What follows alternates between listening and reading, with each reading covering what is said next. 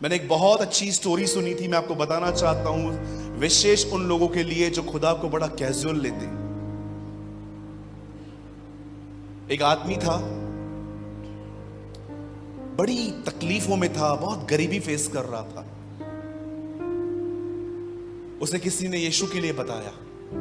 वो चर्च आ गया, पादरी से मिला, पास्टर को उसने कहा, ब्रदर मुझे पर बहुत तकलीफें हैं, मैं अपने बिल्स नहीं पे कर पा रहा हूं, मैं अपने बच्चों की फीस तक नहीं भर पा रहा हूं, कुछ करिए मेरे लिए। पास्टर ने प्रार्थना की और कहा, जाओ विश्वास से अपनी दुकान जैसे कल खोलते हो खोलना, खुदा कुछ करेगा। 2-3 दिन के बाद उनके शॉप पे इतने कस्टमर आने लग गए, बिजनेस बढ़ने लग गया। अचानक चर्च आया, फिर से पास्टर को कहा, पास्टर ये हफ्ता अच्छा रहा। पास्टर ने कहा और अच्छा जाएगा। अगले हफ्ते और कस्टमर आने लग गए।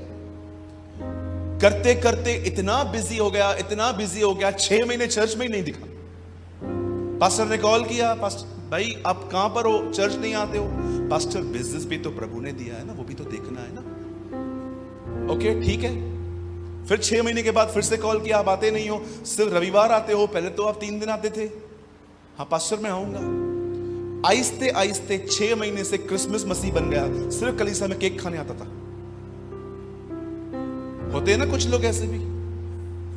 मैं टोंट नहीं कर रहा हूं आपको, मैं सच्चाई बता रहा हूं आपको। फिर वो ऐसे हो गया। कई साल तक उसके ऊपर मेहनत की गई कि वो कलीसिया में आए, प्रभु में बना रहे। आपको क्या लगता है जब आपको कोई कॉल करता है कि आप कलीसिया नहीं आते हो, क्या बात है, आपको क्या लगता है आपको फोन करने से उनको पैसे मिलते हैं? हमारे घर के ऊपर प्रभु थैली बेचता है पैसे की। जरा सोचिए, एक व्यक्ति अपना समय निकाल के जब आपको संगति में बुला रहा है, जानते हो ये वो व्यक्ति नहीं है। कुरिन्थियों में लिखा है, परमेश्वर हमारे द्वारा तुमसे विनतियां करता है। It is God. मुझे जब कोई कॉल करता है ना संगति के लिए, मुझे ऐसा लगता है मुझे स्वर्ग से फोन आया। वह परमेश्वर है जो हमारे द्वारा तुमसे विनतियां करता है, आओ और मसीह से मेल करो। इट इज अ गॉड जिसके मन में परमेश्वर डालता है एक व्यक्ति के अंदर कि वो आपको कॉल करे। अदरवाइज मैं आपको बताना चाहता हूं, सब बिजी हैं आजकल, किसी को इतना समय नहीं है कि आपको कॉल करे। ये परमेश्वर है जो आपको बुलाता है। इट इज अ गॉड जो एक व्यक्ति के वेसल को यूज करता है आपको बुलाने के लिए। अदरवाइज मुझे बताइए, आपको यहां पर बुलाने से क्या मिलेगा? हमें कोई पैसे नहीं मिलते, हमारा भी रिचार्ज जाता है, एनर्जी जाती है। कई बार कलीसिया को इतना समय देते हैं हम कि परिवार को नहीं दे पाते। क्या वैल्यूज करते हैं इन चीजों की?